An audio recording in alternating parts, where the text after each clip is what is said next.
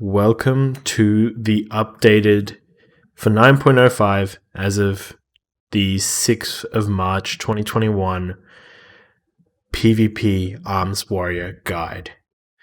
This is something that I think really kickstarted my channel to begin with, and huge just thank you to everyone for subscribing. We just hit 8,000 subscribers a couple days ago. This video is updated as sort of a thank you to improve the quality of the original guide, which sort of kickstarted everything. Thank you to everyone who subscribed, watched, shared a video, supported me on Patreon, anything like that, Twitch, everything. It's been awesome. It's been a wild ride over the last 3 months, and we're really seeing the channel grow. So, what are we covering in this video? I intend to make this probably the most comprehensive warrior guide in Season 1 BFA. Shadowlands, not BFA. And to give you a bit of background on myself, I've been playing warrior since probably 2009. Been playing off and on, usually the first season of every expansion. Played BFA Season 1 and 4, and then this season taking it more seriously, and then I was sort of 2400, 2500 and Kata, Mob, WOD, stuff like that. So this season I've been 2977. I haven't really queued since January, mainly for IRL stuff, just queue times because I live in Australia.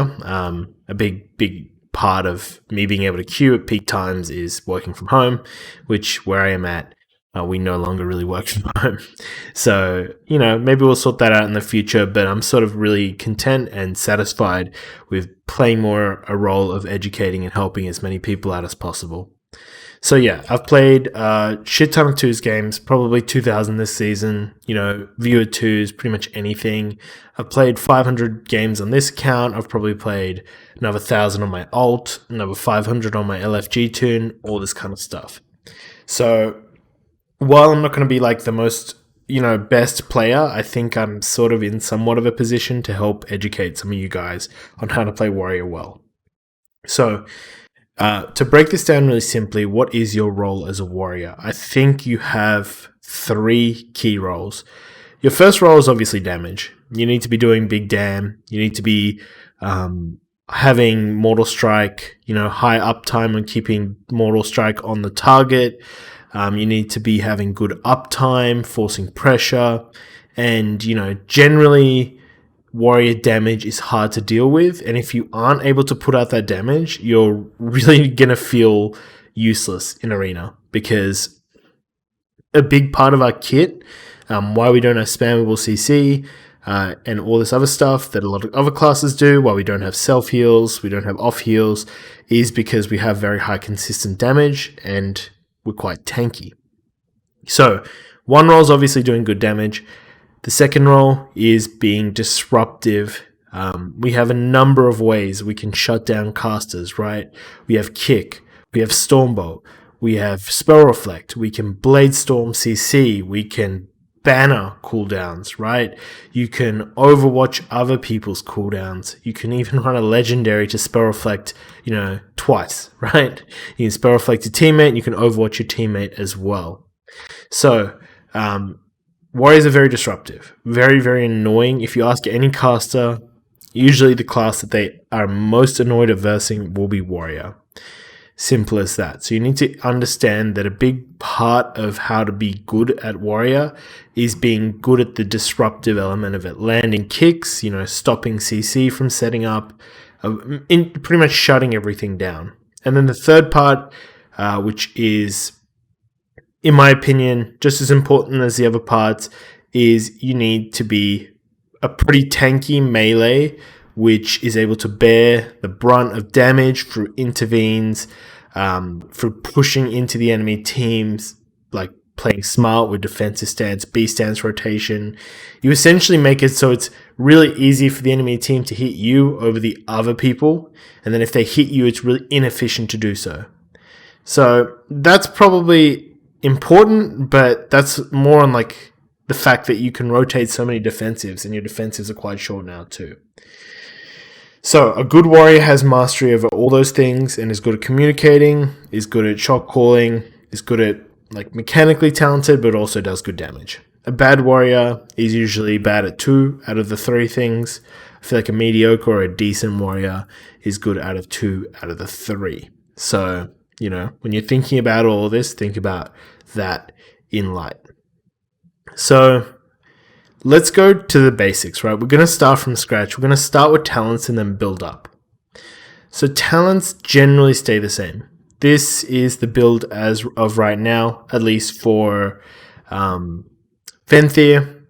Things to note: Stormbolt, obviously. Massacre, if you are Kyrian or Necrolord, as of right now, Rend isn't too good, but against like double play teams in 2s, Rend can be played. It's not too bad. As Venthyr, because of how your condemn works, you want to be able to condemn as much as possible, which is why Massacre is important, and that you're using 30 rage casting the spell. Defensive stance is always the play. Warbreaker is always a play. Avatar, for the moment, is always a play. Usually, as expansions go on, In for the Kill becomes more viable. Anger management can be run into teams that disarm if you feel like it's something really, really important, because most disarms are 45 seconds. I think all of them are. So every Warbreaker, which is 45 seconds, right, you can disarm. But if you run anger management, the rage spend means that you have Warbreaker faster than 45 seconds, which means they can't disarm every Warbreaker. However, Dreadnought provides an insane amount of extra damage. It makes your rotation smoother, and it does an extra amount of damage after your overpower. So what you'll see in your breakdown normally is you'll see an overpower for 4k or 3k, and then this 1.4k damage coming out from the seismic wave, from the Dreadnought damage. These talents, pretty much you can lock them in every game. In terms of PvP talents, Sharpened Blade, pretty much into every team, except usually disc teams, unless you need that extra utility. Death Sentence can be played when you need extra mobility, right? When you feel like you're going to be slowed or peeled off, you can play Death Sentence. And this row can be War Banner, it can be Disarm, it can be Overwatch, Master and Commander Duel.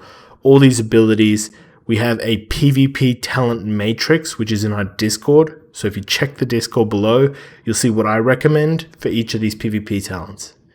Really briefly, Master and Commander drops the Rallying Cry cooldown to 2 minutes, which means that every 2 minutes you get to do a 35% buff, healing buff, sort of like a Battle Master, on your entire team. This used to be 1 minute, now it's 2 minutes, so it's not as attractive as it used to be. Shadow of the Colossus, I don't think you ever run. Storm of Destruction is good if you're Kyrian, as you get the double blaze storm with Unhinged. Generally, it's good whenever you're Unhinged, to be honest. War Banner, this ability, we have a whole video on it, which we'll link here too. Gives you movement speed and reduces the duration of all incoming crowd control effects by 50% within the range of the War Banner. So you can use this to outplay enemy teams. You can use it as a way, to place it somewhere really annoying so the team has to delay their go and they can't smoothly land and start their CC chain. And we talk about that more in that video. Duel is good when you have very predictable burst that you can press this button on, and when you're usually not the target. So one way to use this well is to use this on something like a mage that's combusting on your off target. You press this, it means their combustion is no longer as effective. It only does 50% of the damage because they're combusting into the main target. And it's on a 1 minute cooldown, so usually it can match most of the other cooldowns. Disarm is on a 45-second cooldown. It removes the weapon out of your enemy's hands, which means they don't do any melee damage really, and they can't use a lot of their melee abilities. Demolition, I don't think you really run this. Overwatch is essentially when you intervene, you get a reflect. Sharpen is one of your strongest tools as an arms warrior. When you activate this, you reduce healing on the target for by 50% for 6 seconds.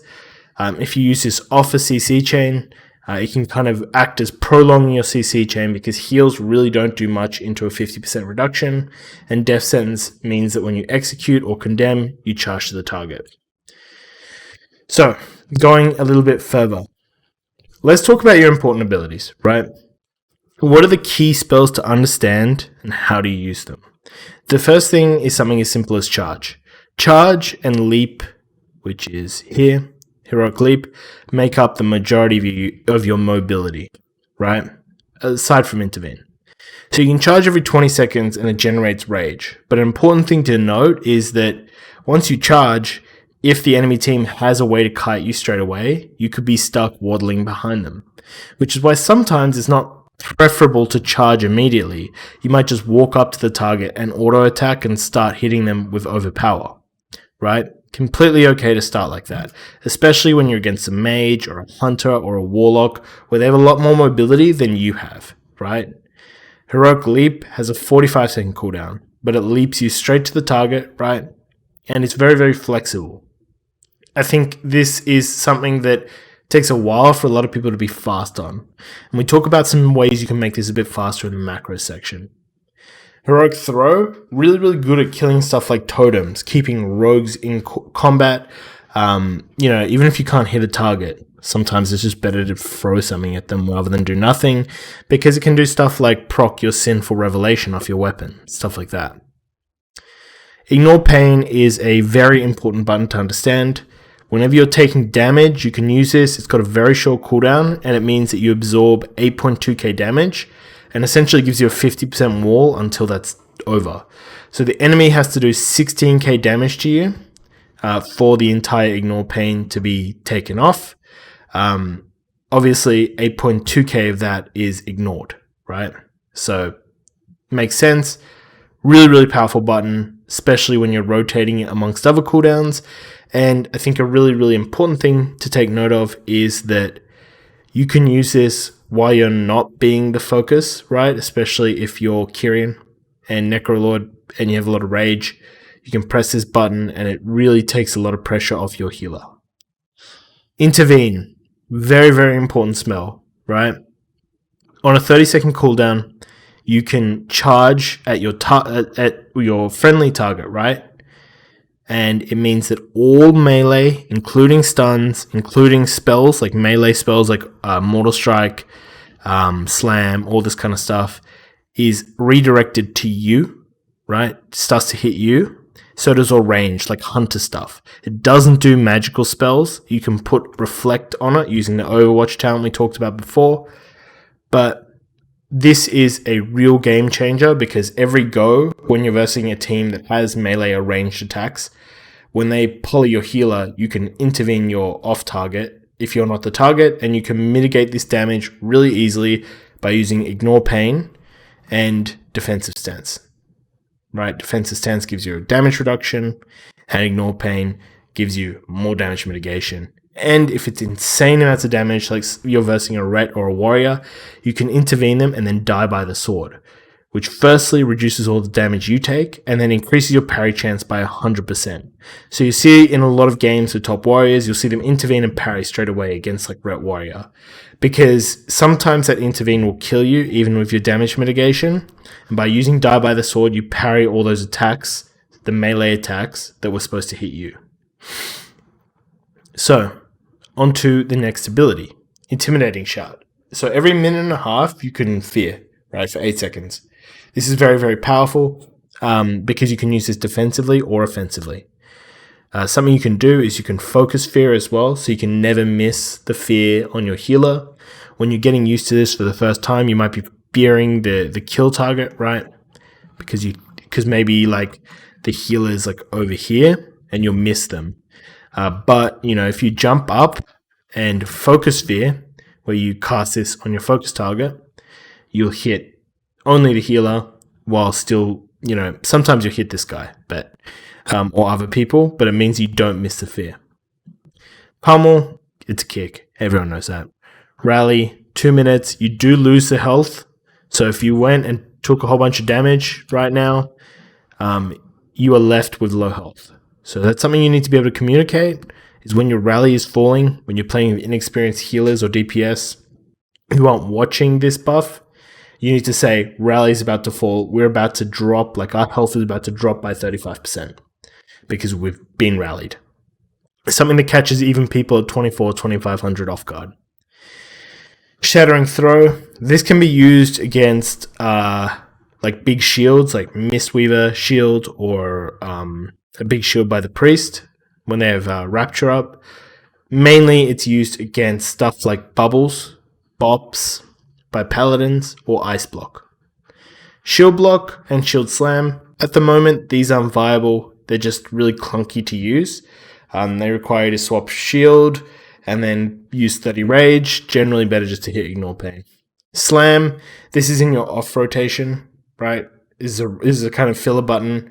It is still important because using slams in your filler gives you the tactician buff, which resets your overpower, which means you can hit more overpowers, which is essentially free damage. Victory Rush, very straightforward. Spell Reflect, this only reflects a single spell now after the changes. Okay, let's get into these ones. Avatar. So you should be trying to use Avatar. If they don't have any slows or ways to stop you, like roots, then you can just Avatar whenever to go. A lot of the times when you're versing like a hunter or a mage or a resto druid or a normal druid or a shaman, you want to save Avatar because it removes all the roots and snares, which gives you uptime. Even against stuff like locks, because it takes away their corruption, so maybe you can Stormbolt Avatar and you can get to the target. Okay, Bladestorm. I think we all know what this does. You can use this if you use it like on the same global that you get stunned or CC'd, you actually take the stun or the CC and you get put on diminishing returns, which is really good for you. Mortal Strike, use it on cooldown generally. Piercing Howl, this is something really, really powerful that a lot of warriors don't use enough. 70% slow and it's AoE. You can use this to start with. If you don't want a hamstring, it's more powerful than hamstring. You can use this on multiple melee or even a healer and a melee, so you're off DPS. Can get CC. Stormbolt, 30-second cooldown, decent stun. Sweeping Strikes, something really important but a lot of warriors don't hit enough when they're low rating. Whenever you see the opportunity to get Sweeping Strikes and hit 2 targets, even if it's a pet, you should try and go for it because it's got quite a short cooldown, 30 seconds, but its uptime is 15 seconds. For pretty much half the game, you can have Sweeping Strikes on the targets.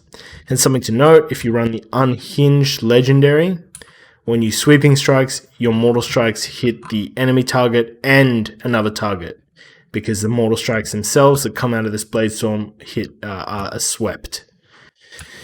Your Mastery Deep Wounds increases the damage you deal to them while putting on like a small dot. Does like 100 damage a tick or something. So you should try and have this up before you burst. And it's applied through Warbreaker anyway, so when you burst, you usually have this up. Seasoned Soldier, when you crit auto attacks, it gives you more rage. So now that we understand the spells, key spells to understand and learn, let's talk a little bit about rotation. Because a lot of people get this wrong. We're not going to cover it in depth, because I don't want this video to be like 3 hours long. I imagine this video is going to be about 40 minutes long. And we're going to splice this all up so you can obviously see which sections you want to go through. But generally for Venthyr, what I like to do is if I'm charging, right, I like to I want to have deep wounds on them at the start, right? And there's 2 ways I can put deep wounds on them. I can either Mortal Strike, right? There's deep wounds. Or if I'm bursting straight away, I can Warbreaker. And then I'm going to do 2 Condemns. I do the 2 Condemns because generally at 2 Condemns they're below 80. I'll overpower twice and then I'll sharpen Mortal Strike because usually they'll be in Mortal Strike range. In range where sharpen's really, really effective, especially in 2s. The sharpen is definitely just play it by ear. There's some times where you don't need that. And then what you want to be doing is keeping overpower on cooldown, using Condemn when possible, and making sure you have mortal wounds and deep wounds on the target. Very, very simple stuff. When you have spare rage, you can use Slam. If you're in trouble, use Ignore Pain, not Slam.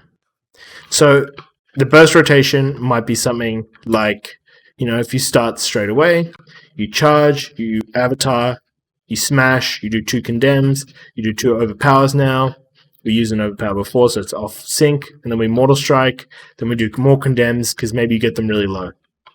And you'll see that rotation is generally pretty good. For Kyrian, it's a very similar idea, but you don't have something like Condemn. You just want to use your sudden death procs when you see them as soon as possible. You want to keep Mortal Strike and Overpower on cooldown, and you want to use your spear and blade storm when needed, usually on the burst window with Warbreaker added to that. Very, very straightforward, very, very simple. So when should you be using offensive cooldowns? Number of reasons to use your offensive cooldowns. So for something like Warbreaker, what you'll notice with all warrior cooldowns is they're very short in cooldown. Your cooldowns are very short, right? So Warbreaker is a 45-second cooldown, and it lasts for 10 seconds. It gives you 30% extra damage, which means that if you hold this for way too long in an arena game, like let's say you hold this for like 30 seconds, there's a pretty good chance that you'll just lose a Warbreaker in that arena game, because most arena games are quite short now. So let's take, for instance, a 90-second arena game. If you Warbreaker 45 seconds in, then you'll probably, like, it'll be out of sync. You would have had a free Warbreaker. You would have been able to get 2 instead of 1, right? Because game's already over by the time your second Warbreaker is off cooldown. And that kind of extends out to longer games. So I generally like to use Warbreaker as soon as possible when I can connect on the target. It's just important to get those cooldowns out. It's important to start to get that momentum. It's not something you should really hold. Like maybe if you're used to playing Ret or Mage, where you're holding cooldowns for a very long time. Try and get this out of the way as soon as possible. Something like Avatar is something that's a bit more specialized. Firstly, it does remove roots and snares, so you do want to try and get your Avatar to stop a root or snare if you're versing something like a Rogue Mage or a really high control comp. But if you're playing something like Ret Warrior, Arsham, where you're getting dispelled, you're getting freedoms, you could use your Avatar in your burst window as well. So keep those in mind. A big reason why a lot of warriors don't do much damage is they'll just hold this Warbreaker for too long. So instead of getting three Warbreakers a game that lasts, 135 seconds, they'll only get 2. And that actually adds up to being a lot of damage difference. Something like Sharpen, again, something to play by ear. Sometimes you can just Sharpen off cooldown because it's not too important. You don't have the same pressure, especially if you're playing 2s, stuff like that. Other games, it can be really, really potent to just save your Sharpen until the target's low, especially when you're in a high control situation with something like a Mage. So your Mage gets 3 polys off on the target, you fear, and then off that CC chain, you Sharpen, and it's insanely hard for the enemy healer to heal for it. And then obviously, if you can, when you're doing your burst rotation, if you can sweep another target, that is what's going to get you those insane numbers in an arena game. If you ever see a warrior and you're like, how is he hitting so high? It's probably because he's sweeping on his burst windows. So when do you use defensive cooldowns? So a good way to use defensive cooldowns, you have a number of them. Firstly is battle stance and defensive stance. You want to use defensive stance, firstly, when your healer calls for it, because he's having trouble keeping you up. Very important thing to take note of, right? A lot of people are like, when should I use defensive stance? Whenever your healer feels like you should. And your healer's going to have the best understanding of when you're going to die and when you're not going to die. Because it's his buttons, right? If he's feeling like you're going to die, if he gets kicked, he's going to tell you go defensive stance. But aside from that, you want to use defensive stance, firstly, preemptively. So if you feel like you're about to get stunned, you feel like you're about to get swapped to, you're going to move deeper in position and it's much more attractive for the team to hit you. Or, you're watching the cooldown of Kidney Shot and you're like, okay, this rogue's just sapped my healer and is running at me, so I'm going to defensive stance. And then, that brings us to the next time is when you see your healer in CC and the go is being set up on you. So you want to be in defensive stance then. You don't want to be in defensive stance for too long though, because it does reduce your damage by 20% in arena. This tooltip is for PvE, not PvP. So in arena, it's 20% damage reduction. And that makes a big difference because I'll see a lot of warriors with defensive stance, so they're doing 80% less damage. They'll be warbreakering. So their warbreaker is, it's amplifying 80% of your original damage by 1.3, which is only 104% of it's only 4% higher than if you were in just B stance and just doing the same thing. So you want to try and warbreaker an avatar when you're in B stance. Try and line that up, and you should be able to. So the difference obviously is like 26%. It's amplified because the wall breaker is multiplying a lower base value. Same thing with your avatar. So you don't want to be in B stance, you don't want to be in D stance too long, and you don't want to be in B stance too long. The key for a good warrior is juggling between D and B to maximize damage and ensure that you can land the kill. And a big way to improve that is to improve your understanding of the game, how cooldowns are, where different enemies are, and improve your communication. So what's gear like? So this is probably the biggest question. If I release a video on legendaries, it's just like, huge amount of interest in it. Let's talk about stat priorities first. I'd recommend the majority of new warriors who are starting and you don't know what comps you're going to play. You're playing with LFG, you're playing different comps every day. You don't really have control over who you play with to play haste first. If you're playing something like Turbo or Ret Warrior or something where you can, feel comfortable with a big burst in getting bloodlusted and all this stuff, I would recommend Crit Burst. We have a interesting video with someone who plays a lot of Crit Burst at a U, 3100, Truck Benny. So I've got a link to this below too. So yeah, that's generally when you want to decide. I would say for the majority of you, 99% of you, just go haste first. You don't have to be too strict with the haste. If you have some crit, keep it if it's a good item. If you have some mastery, keep it if it's a good item. You don't have to focus on that. You do want to try and get as much versatility as possible because the trinkets amp your versatility, and you can do that by largely just going PvP gear. The other thing you can think about running is the Battlemaster's emblem, which is really, really powerful because it gives you 16k maximum health increase, which means a lot of the times, if your healer is struggling to keep you up, you can use this and rally instead of using parry, especially when parry might not do much. So something to keep in mind if you are having trouble living. I usually recommend going the on-use trinket if you're playing Kyrian or Necrolord, I guess, and I like the haste trinket if you're Venthir. The main reason the on-use trinket's so good as Kyrian is because every spear you can throw down the... you can use the badge. Increases your damage a lot.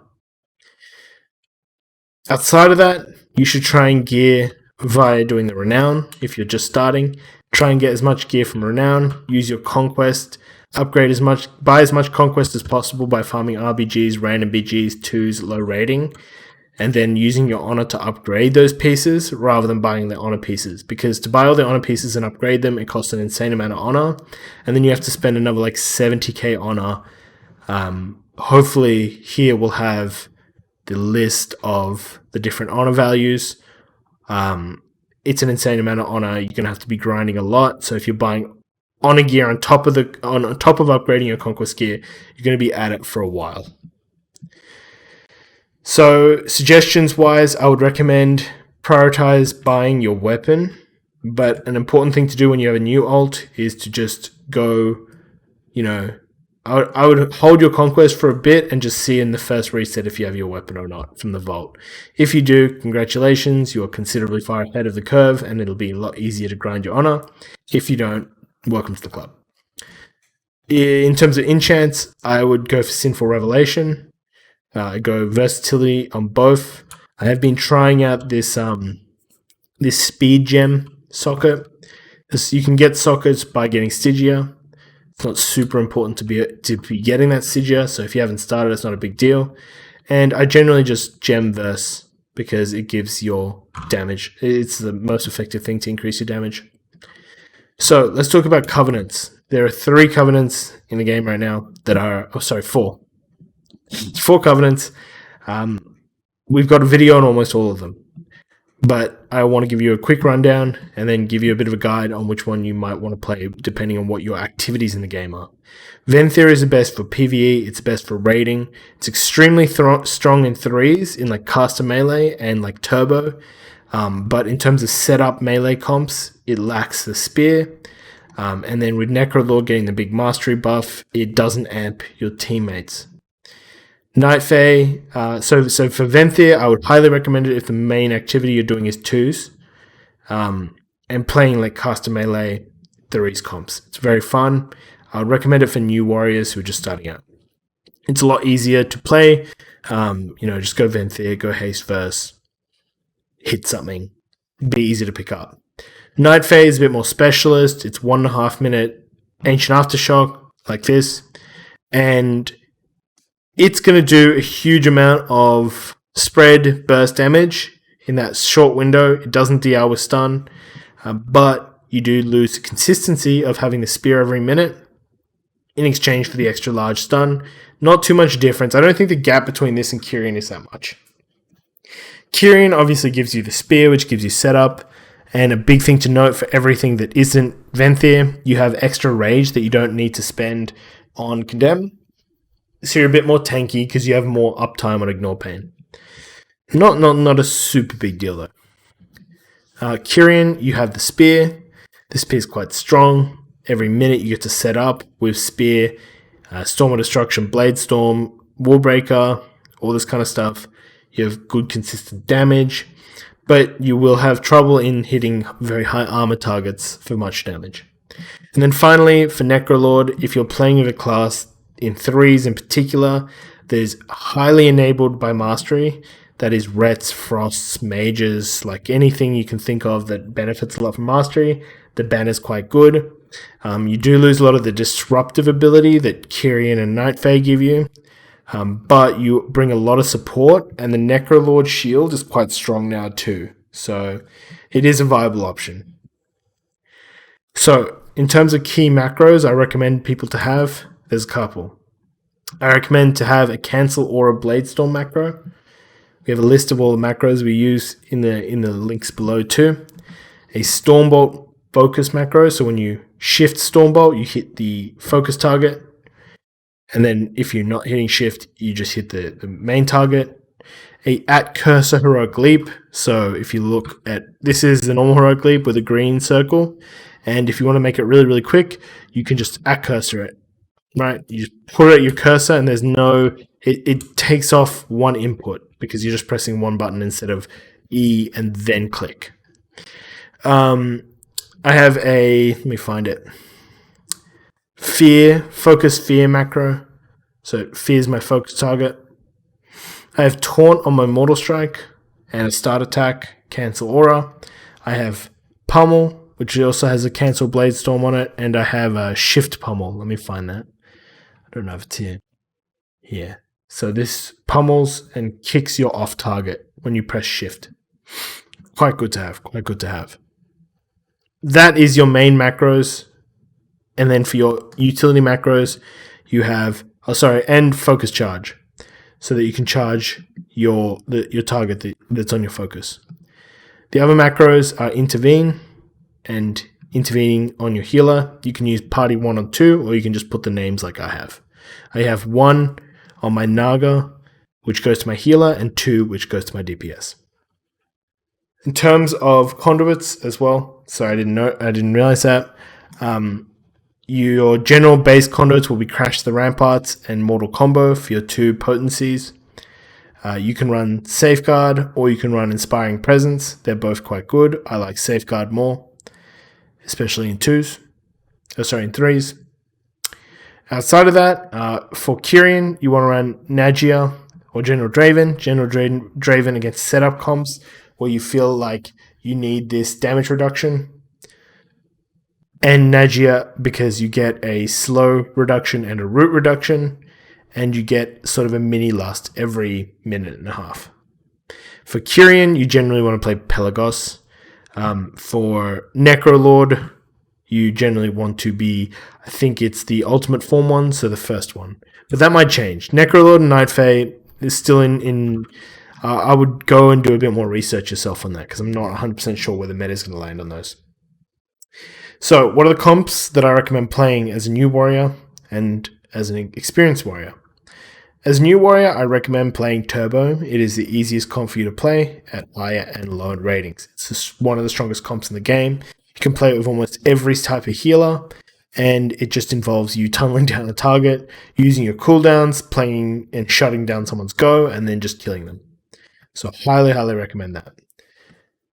Outside of that, Ret Warrior is also pretty good. Warrior Mage is a bit more complex, TSG is an excellent comp as well to start off with.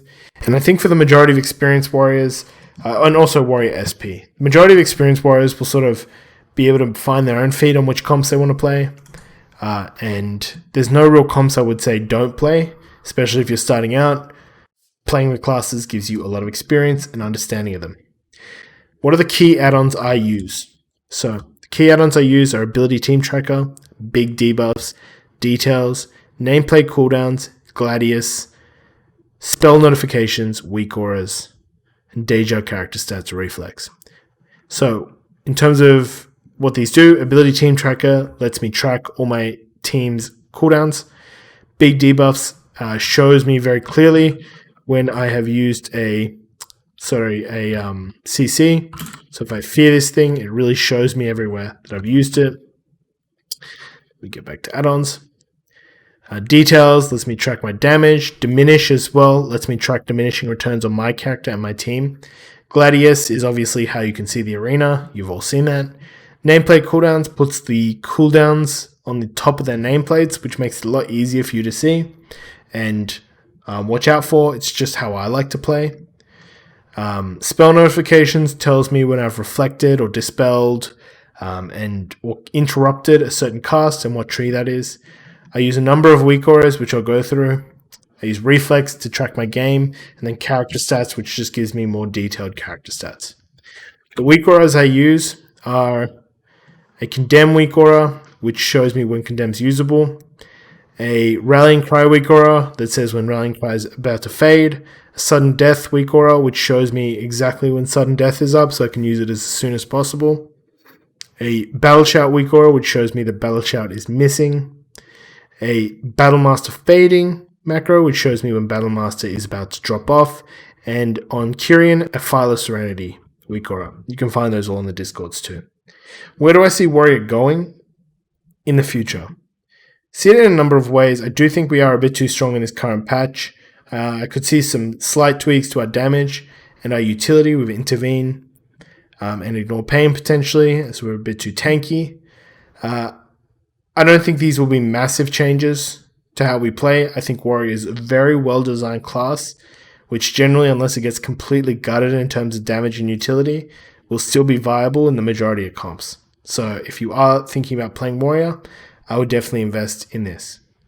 Where would I go if I was starting Warrior and I wanted a really good base to understand how to play it, what it looks like, what's the best play? Obviously, I would watch the AWC games, but in terms of streamers and content creators, I think Magnus, Deckel, Zray, Mercedes, Truck Benny, Smexin, Revo Lol, off the top of my head, are really good sources of information and really good to watch on Twitch. So we'll link to all those Twitches in the comments too.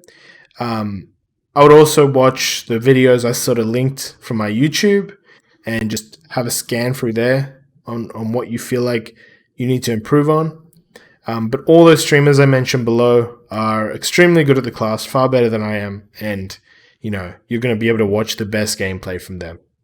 So definitely highly recommend watching any of those guys, because that is how you improve as a player, is you watch what other people do in that situation. You see the situation yourself and you replicate it generally. So guys, that is the conclusion of this video. It's a 40-minute Lumps Warrior guide. I covered a lot of topics today. So I really appreciate all of you guys for watching, and I hope you guys enjoy this video, because, you know, I put a lot of effort into these. I try and make them as good as possible. And I just want to say thank you to all of you for supporting the channel, supporting the Patreon, following on Twitch, commenting, even if you're the annoying guy that comments, you know, the Warriors are so dumb, why do you need a video on it? Just smash your head on the keyboard. True, but, you know, you can be a bit nicer. All right, guys, take it easy. Have a good one.